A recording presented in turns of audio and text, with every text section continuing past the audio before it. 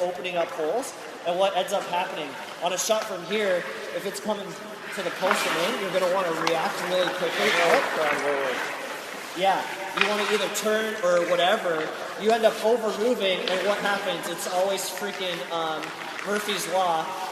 When you go to react, you end up opening the space and you get beat underneath. It's Murphy's Law. Like that's. Here, let me make sure this is really accurate. So there you are. That's. You can always lean forward. There I have like everything. Yeah. On the front side. Yeah. So see how it's such a little. It can ultimately come down to how you face your pads and gloves to the net, to the puck. That's it. That's all you have to do. That's literally all you have to do. And you're not even at the top of the crease. If you got to the top of the crease, yeah, short side's taller. Okay, you wouldn't think about it without drop your. Oh yeah, you got it. Okay, see how short side's taller? All right, this is an actual visual representation of the box. Okay. Yeah. And that's why usually when there's a screen in front and the puck's at an angle, you default to the short side. You want to look to the side. Okay? Because there's actually more space available to the short side. Solid. Okay? So again, this is just something that you guys will be able to tinker with. We'll be grabbing video. Okay? You can change that you have to overthink. But think about, again, the size of the box, controlling the size of the box by where your body is positioned at. And just by collapsing forward, yes, you're going to feel exposed, especially short side, because short side's taller. But just by coming forward half an inch, you're closing that box down.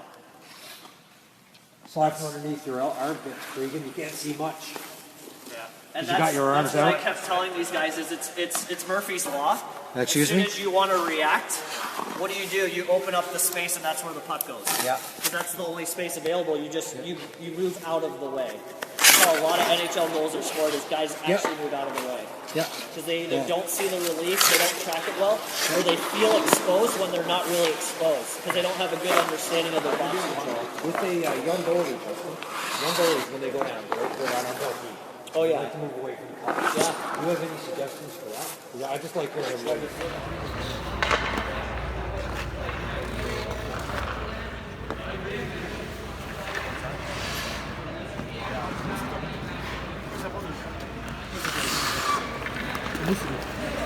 Sorry.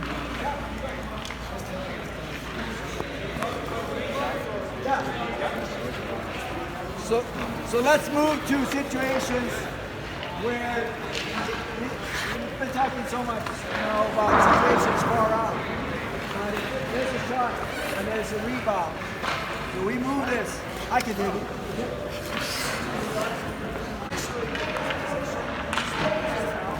You have not reacted yet. Just stay. What happens?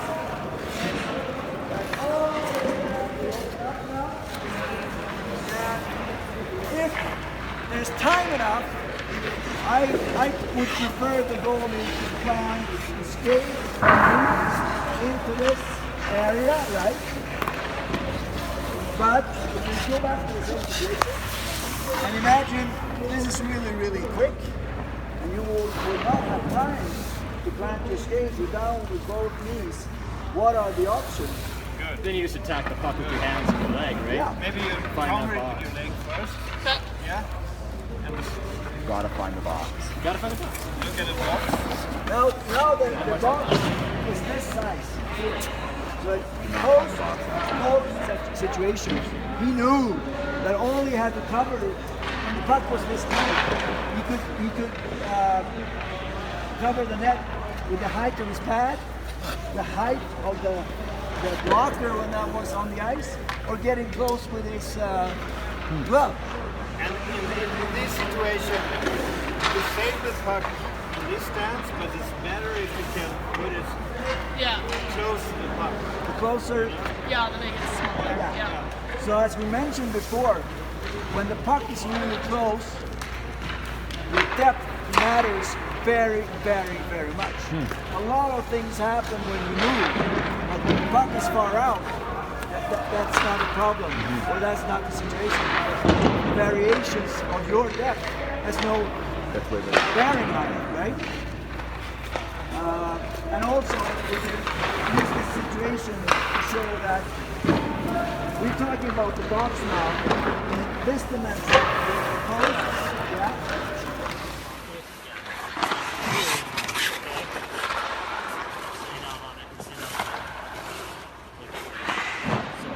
This is double coverage. Right now you're doing absolutely nothing for yourself except making your life more difficult.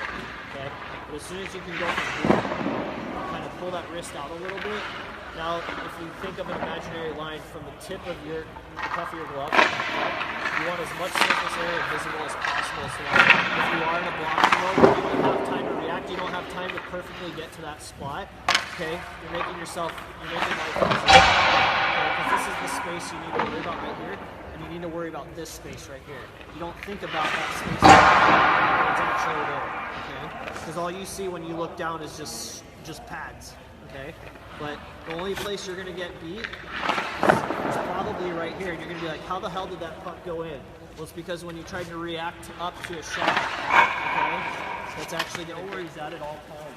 So being able to go back and forth between getting the feel for where he's at, finding that puck, keeping your eyes on it, and then the displacement of having your glove on the far side of Robbie, so that if the shooter is smart enough to pick up that you're looking short side, he makes more space here. I like that you look short side because this is where more space is. Okay? So you're already starting to manage things a lot better because pulled out so that if for whatever reason you can't track this and you're already around, maybe it's going to give you a chance to make that save if you don't get your body behind it. Okay? So again, every situation is going to be different. The puck is always moving. It's a very dynamic situation. But you want to have how much net they're actually filling when the puck is at any location on the ice.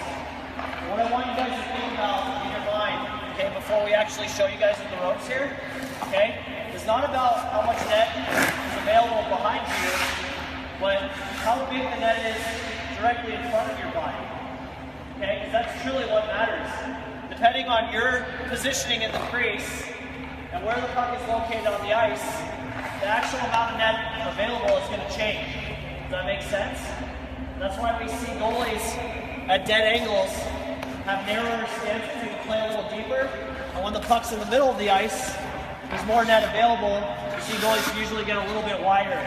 Okay? There's more net available. So what box control does He's still in the lane, right? So he's still in the lane. Puck travels in a straight line. And then if I start moving, he's got to move to stay square to my blade. That's like the other exercises. If I move around, He's trying to stay square. but what happens when I go like this?